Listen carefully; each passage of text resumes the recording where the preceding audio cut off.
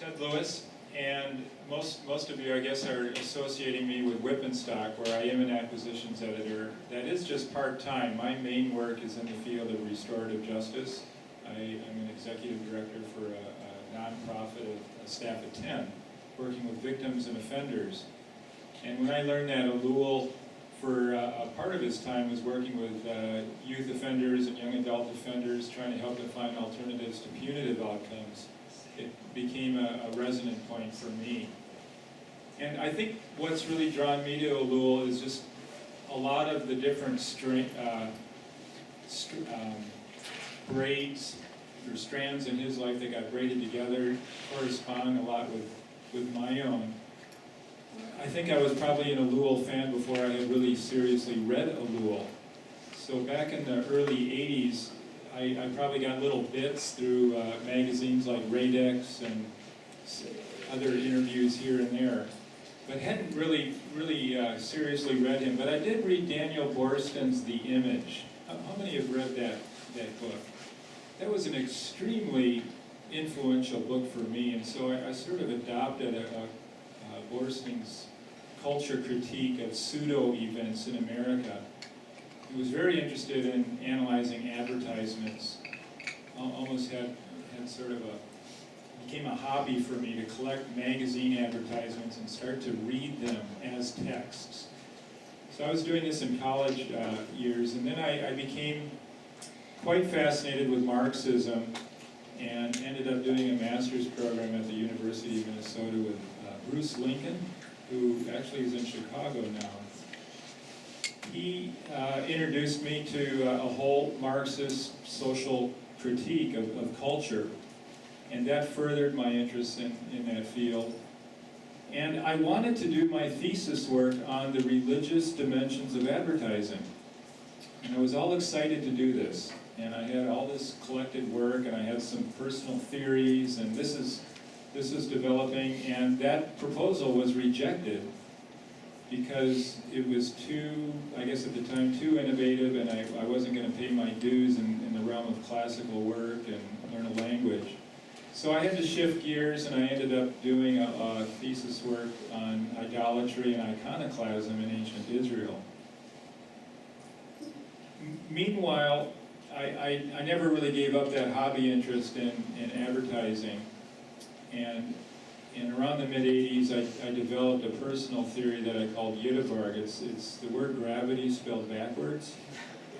And you'll get a little bit of this tomorrow in my paper, but it's essentially a personal theory where there is a social force that'll pull any cultural form upwards in a way that makes that form a little larger than life, detached from its original context. And as a result of becoming more image-oriented, it gains social power, social influence. So these were ideas dear to my heart, and when I started reading Ellul, really after 2003, that's when I kind of felt like, wow, I guess I'm not crazy for my ideas. Was very taken with the fact that he developed a whole composite view of things.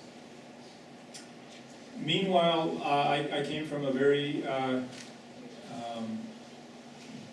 what shall I say, a background where the Bible was always on the dining room table.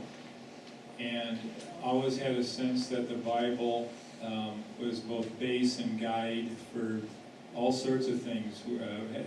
It's something to be mined. And so reading Ellul and seeing how he would mine a passage and not leave any stone unturned was significant for me, because I kind of grew up with that perspective.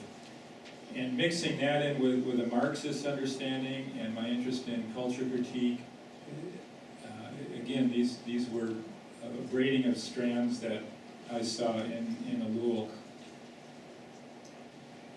Eventually, my careers took me to Oregon, where I connected with Whippenstock publishers, and that's kind of developed to the point where I was given the task to try to find any reprint available. So that was 2004, I think I received that task, and one of the first things I tried to do was to, through David Gill and was to kind of assess, could we work with the family on getting some contracts and whatnot. And the short of it is, it's been an 8-year journey to get to the point where we're now recovering the rights and permissions to do the reprints, start to do translation work, work with the family. And it's just thrilling for me to see how that's developed with the help of a lot of other people. So I am really excited from here on out to partner more with folks that want to see Ellul work published more and more in English. And I feel like Ellul lights a fire under me. I'm really, well, I like his scholarly work. I like the fact that he was a preacher to farmers, and I want to be a preacher to farmers. And he worked with youth offenders. I want to work with youth offenders.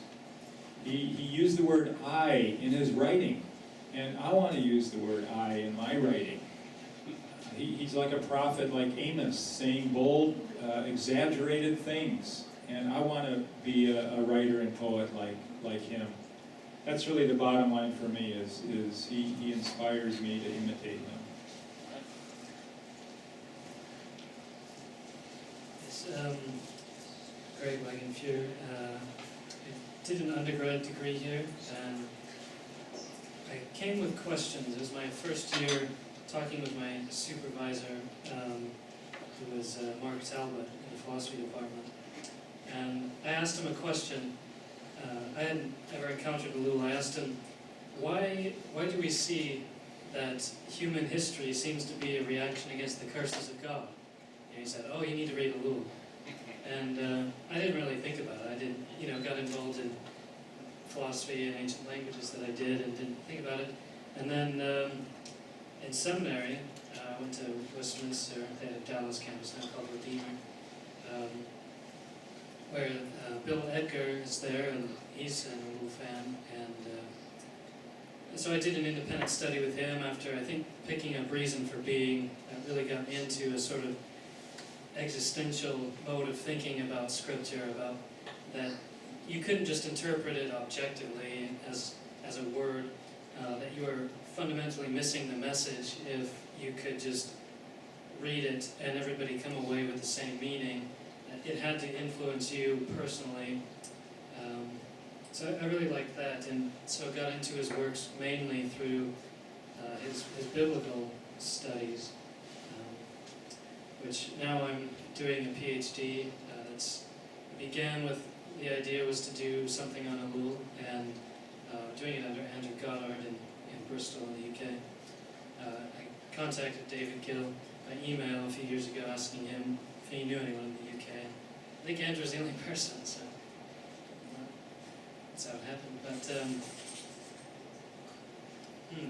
now doing a PhD in Ellul, it's been quite a journey with him, I guess, developing my own thought alongside of reading his thoughts, using him as an influence, but also what I've come to realize is I think the most fundamental thing about Ellul is he's someone to go beyond. He's never someone to give you the final answer or a theory on which you can live your life, that you can just be an Ellulian.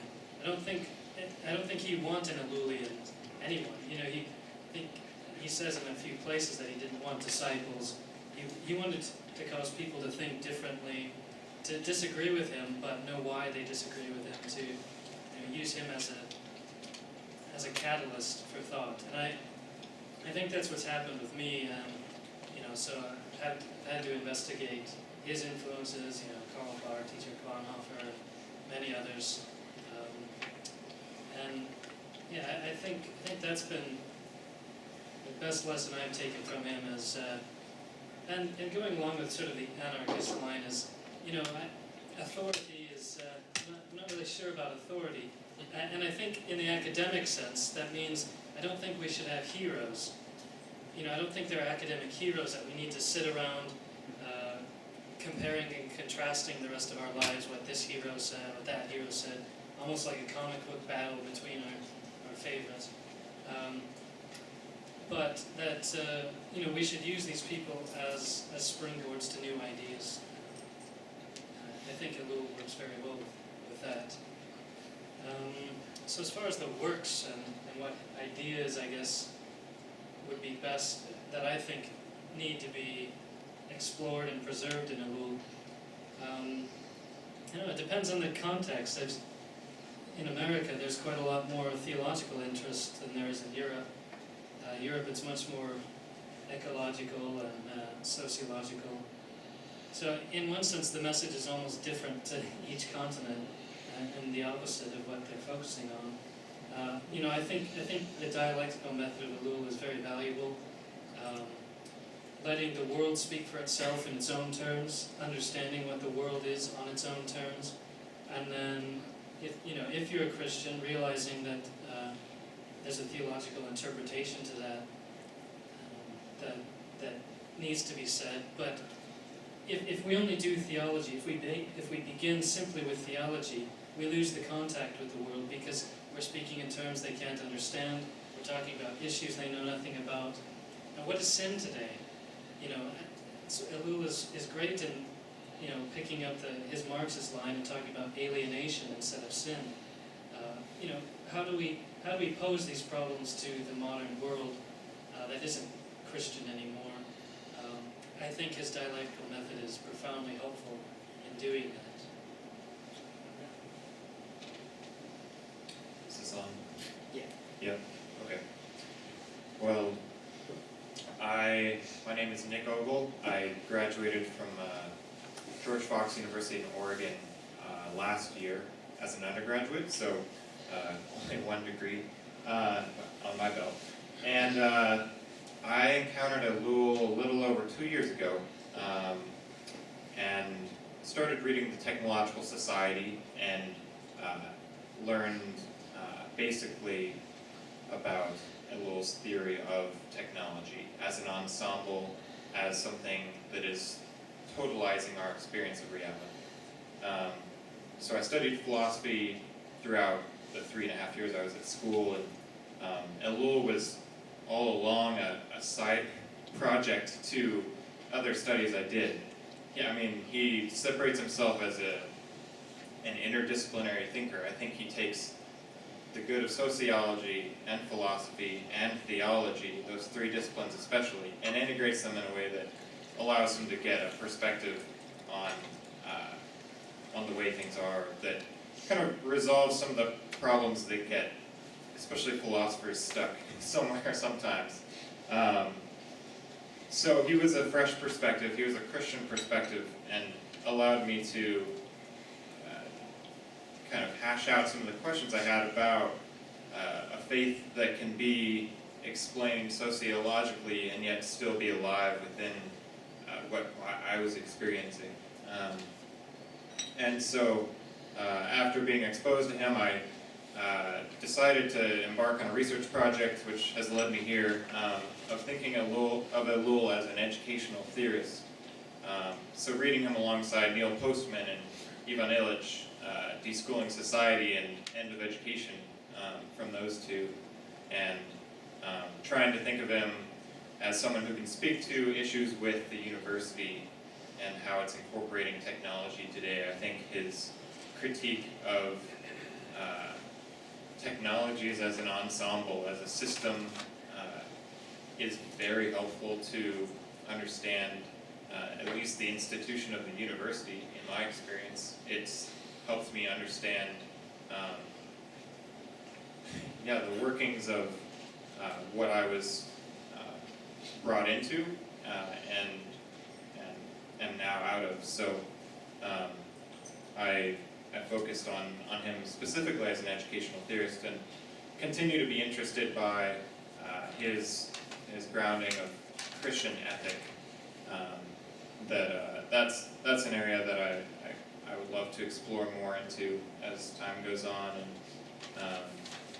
also very influenced by the work of Alistair McIntyre at Notre Dame, and I think attempting to find some compatibility between McIntyre's idea of the rationality of traditions and Ellul's dialectic of truth and reality. I think that's a very interesting relation academically and just in terms of intellectual agreement. I think there's something there. So yeah, I'll say more later. I'm Jenny Landgraf. I think I probably first encountered Ellul probably between when I was in college and when I was in the Peace Corps, but I didn't read a lot of him at the time. And then I really started reading him a lot. The summer between the 2 semesters of my master's degree, I was in Seattle, Washington, visiting my aunt, waiting to start an intensive course in the Khmer language, Cambodian, because I had spent some time in Thailand, knew Thai and Lao, knew a bit of Khmer, got a scholarship to study Khmer between 2 semesters of an MA in Christian theology. What a great deal. So I'm there, I'm browsing in the theology section of the public library, and I see The Subversion of Christianity by Jacques, and I think, you know, I've heard of him before. He's pretty interesting, but I had not really read much of him, and I took that book off the shelf, started reading it. Wow. And so I went back to my aunt's home with this stack of books that was probably about this high. I didn't manage to read all of them in the week and a half before the course started. But why he struck me so much, I think it's a confluence of a number of things where he struck both poles of a dialectic that I needed to deal with. One was having grown up in a fairly politically conservative environment, although it was more the old moderate republicanism, not so much the extremes we have now. But my father was very serious about his Republican beliefs, and when I was 16, I was an ardent Reaganite, and then I went to Thailand in the Peace Corps, and I really questioned a lot of that ideology because I saw things being monetized, and I saw, well, people aren't having the quality of nutrition that they would have if they were able to plant diverse crops and things like that. But I was not really interested in going whole hog on some Marxist direction. But then the Berlin Wall fell, and I was in Thailand listening to the BBC. And so all of a sudden, I mean, this is sort of my conservative background hang-ups. Oh, Marxism is interesting now because it's not associated with this overhanging state socialism system anymore. So then I found myself at the Graduate Theological Union in Berkeley doing a master's degree. And I was thinking, I had read some Jürgen Moltmann, and I was thinking, wow, you really need to take seriously that Jesus Christ is God, because Jesus Christ was crucified as a common criminal, and yet a lot of my friends who were going in the ordination track, my denomination of origin is Presbyterian Church USA, I was not having orthodoxy problems, but I was on the MA track. A lot of my friends on the MDiv track were complaining about their orthodoxy problems with their presbyteries. And I was saying, well, high Christology, that's not a problem with me. And a lot of them wanted a liberation theology where it's Christ is in the common people, which has its place.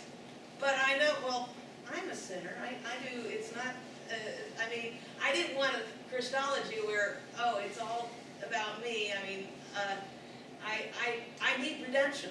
So Bart was very attractive. This was before I started reading Ellul volume. Bart was very attractive because it's the way those of us who did not grow up with inerrancy get pulled into more orthodox theology, and then we start moving backwards. Well, so that was where I was coming from in the spring of 1993, and then I started reading Ellul.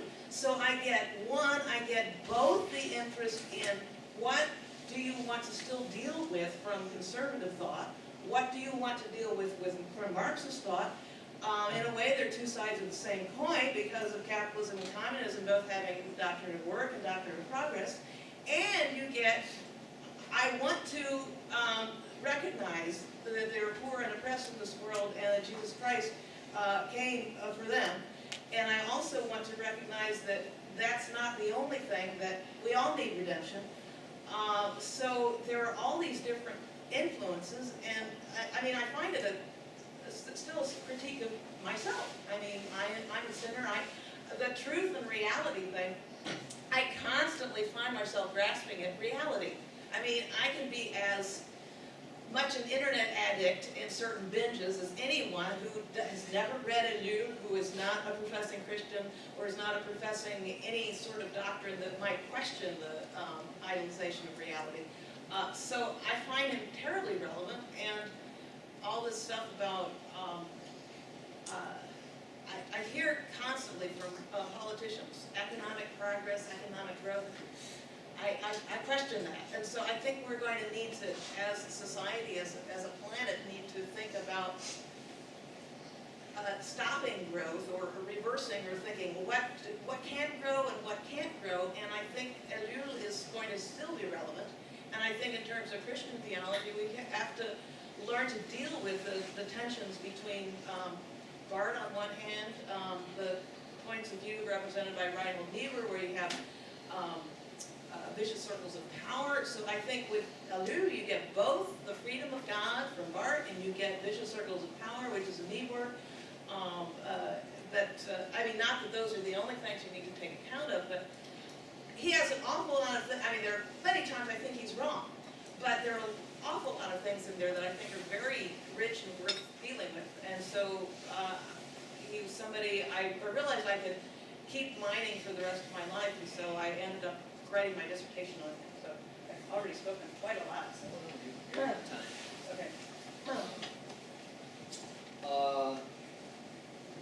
My introduction to Ellul and why I was drawn to him is because I've been an anarchist since I was, 15 when I was beat up by some police. It's a quick way to become an anarchist is to get beat up by the cops. It's a quick way to make a career out of yourself as an academic too, I guess. His first paper I published was an anti-police paper. I'm not growing up in the church, not growing up in any kind of family like that. I didn't know about Ellul. I was just an anarchist, and I ended up getting in a lot of trouble with the police beating up, and I fought back. I went to prison for blowing up a judge's house, and I got 11 years, spent only 4, and converted to Christianity in there, and then I came to Wheaton 3 months later. They didn't know that I'd been in jail all that time. In fact, if they had known that I was an arsonist, I wouldn't have been allowed. But here, it was a culture shock, right? Coming to this place of kind of wealth and power, and I've been an anarchist, and in jail much of my youth. And matured there in many ways. I encountered theology here through from the Bible department of Stanley Hauerwas and then John Howard Yoder. And I became a pacifist. Like, I had always been against war. When the military recruiters called me when I was 18, I told them to fuck off. And my mom was so embarrassed by that. But I'd always been against war, but not against violence per se. But something had happened to me in jail where violence just couldn't, something about it, I had to question it, but I didn't have a theory about it. But here, encountering Hauerwas, and he came here and gave a lecture, and this was presented in a book on violence from the college. And I joined CPT for a summer, Christian Peacemaker teams, where they go out into the world and they stand in the way of the military who are doing things. So I went to Vieques, and I just ended up there one summer. I ended up in prison again for protesting the military base there. Ended up getting kicked off, so it was a nonviolent protest against them. I came back to Wheaton my last semester, and I go to Norm Ewert's house, who's a professor here. He lives over there. He had a peace group meet there, and he says, well, what'd y'all do this summer? So we're going around the circle, and I said, well, I went to jail. I went to prison in Puerto Rico. And they're like, wow, oh my God, a Wheaton student went to prison. I don't know if they knew my story at that time. And I was a new pacifist too, right? So I said, when I came back, and I told them some of the stories I'd seen the military beat people up there. One of the officers threatened me with rape. And I said, and I've been reading about what these people have been doing in Latin America, and I had no idea at the time about SOA and things. And I said, they have a protest every November. Why don't we organize a bunch of Wheaton students to go down there? And we did. And 24 Wheaton students went down there. About 20 of us got our band and bar letters. And And this was over just about the time that Thanksgiving starts, right? And so we needed a quick way to get the word out to the college that we had done this. We had stood up against the military-industrial complex, and some of us even went to jail for it. And most Wheaton students' families are not very happy if you go to jail. They don't pay for their students to come here and go to prison, you know. And so we got it out there through a website, and we called it Jesus Radicals. We put up their little stories and stuff, and pictures of them praying and being hauled off by the military. And it got all kinds of hits. And so quickly we realized, well, this is a great way to get the word out. You know, wow, we got it out really quick, because otherwise we couldn't have done it here. And so then we put up some Ellul writings, because some of us had started reading him through footnotes that Stanley Hauerwas had put up, particularly the Anarchy and Christianity thing. That it drew me to him automatically. And then after that, those stories that outlived their usefulness, I started to scan in stuff. I was gone from here by then. And I knew they were out of print, and I just started scanning them in. I said, well, they need to be out. And people started finding them who were looking. So that's what kind of drew me to Ellul, was his anarchism, his radicalness, that he didn't preach a Christianity that was, wasn't being co-opted by the system. I wasn't necessarily the kind of Wheaton student that's generally here, but most of the students, when they encounter a Christian like Ellul, who takes the Bible seriously and who fundamentally questions, the things some of them have been taught, I think that this is the kind of place where Ellul has a good resonance. And I think John Howard Yoder did too when I was here. Now, what kind of ideas do I think need to be brought forward? His idea of technique, I think, sometimes gets reduced to gadgetry and technology and things. And that's important.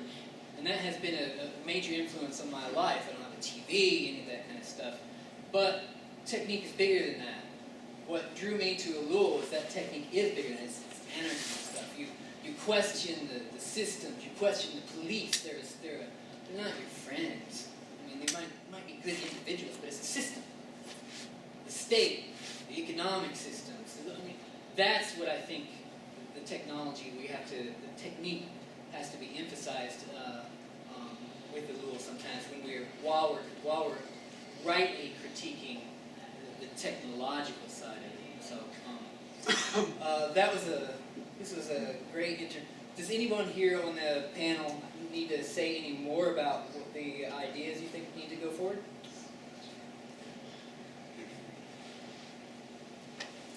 Yeah, I agree with you as the state and the structures of society, the political and social structures are essential to Ellul's concept, and it's wrong, I think, to create a dichotomy between that and the technological apparatuses that we do use by having televisions, by the ubiquitous use of the internet and its social media. There's a level of propaganda that we're subject to, and you can't separate them as easily as some might like. I mean, Ellul was against the separation of the machine and society. It's not something intrinsic to the machine, but it's something in the relation of the machine and society that causes the problem. So I think that's still relevant to the structures that Andy's talking about as well. We're just going to go free for all. Free for all, and then we'll open it up to questions after you're done, if anyone else doesn't. I thought of something maybe to extend the idea of introduction to Ellul into action. As soon as I graduated from MIT, actually, had some student debt, and I was looking for work to pay off student debt. I'd been teaching for 4 years before that. Hadn't banked enough money to pay off the MIT loans, so I got an offer to take a consulting job in New York City, and that's what took me to New York. What was interesting about that is the consulting job was with an architecture and design firm that specialized in workplace strategy. And workplace strategy was a field that I hadn't even really heard of, but it was really organizational culture meets architecture and interior design. It was intriguing to me, and I'd been studying culture and systems and so forth, so I'd give this a try for a year. I ended up at the CBC, the Canadian Broadcasting Corporation, was the first major client that I ended up with. So I jumped straight into this very corporate design world, but it was with the CBC, which is actually a pretty interesting institution. It's the biggest Canadian it's the Canadian Public Broadcasting Corporation. And they built a huge building in the late 1980s. Philip Johnson was the architect. They were having massive problems with this building. And they moved from a fairly eclectic site, urban site, into this sort of mega structure in the heart of downtown Toronto. You know, I'm there, this is a new field for me, and I got an immediate access into the corporate workings of this major broadcasting company. Well, many of you know that CBC was also the host of Jacques Ellul's conversation that was published by Bill Vanderberg as the, if I can remember the title, some of you have the book around. Perspectives on Our Age, thank you. I was also given the tape, so I'm jumping ahead of the story because one of the people that I had to interview for this project was the radio producer, Bernie Lucht. Bernie Lucht. What is it? Bernie Lucht. Lucht, thank you. So Bernie Lucht was one of the executives that I had to interview. I had to interview about 25 executives for this project. Anyway, my head is just swimming with ideas now between this sort of corporate monstrosity that the CBC has created of themselves and these ideas that are sort of welling up from within. And I immediately plugged in with Bernie and developed a tool, and this comes back to the lightsaber a little bit, developed a tool for resolving workplace design challenges that was about bringing people around the table. So we called it the sandbox, and everything, of course, you know, has a tendency to go digital these days, and every problem has a digital solution, and I was determined that we were not going to go digital to try to solve this 3,000 person workplace problem. So we developed a physical tool that demanded people to sit around a table and actually work out a design solution for their workspace. CBC has hundreds and hundreds of programs, television and radio programs, all kinds of subcultures within it. We actually developed a physical model, three-dimensional model of sort of layers of the building, and brought representatives of every group together and spent 4 days, this is after a year of work, brought groups together and physically worked out placements for all of the groups within this three-dimensional physical model. And I kept saying to them, this is not going to be digital. If you're not here, you're not part of this. And so the physicality of that tool actually demanded a conversation. And over what we heard was, we've never talked to each other before. And all the time that we've been here, we've never had this conversation. So that was a kind of, making quite a long story short, a kind of mini triumph of the possibility of how a tool can actually bring people into a relationship where everyone walked away from that experience. Oh yeah, we at the end of it, 3,000 person workplace, 2 million square feet, restacking this entire building, which means replacing every group within this building. We hope to get about a 60% success rate. We got 100% success in the view of the executives who had been part of this. There was 25 people who dedicated 3 whole days to this activity. So it was really an incredible sort of, and Ellul really was sort of an undercurrent to that because he had been a presence there, and I was able to refer directly to this group of people who normally, in most of the companies that I've worked with, would never have heard of Ellul.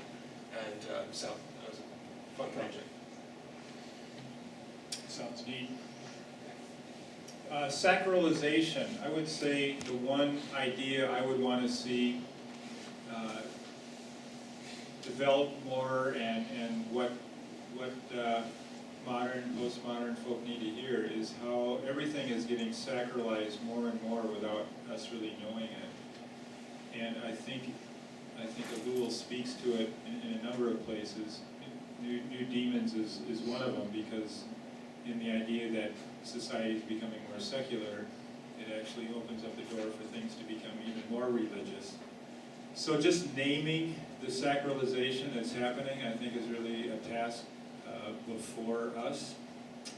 My hope is that, you know, the kind of scholarly base that's represented here finds ways to partner other kinds of groups that have different ways of extending the same naming message back out to society, whether they're artistic or creative, or what you just kind of presented is a form of how do you partner with non-scholarly groups.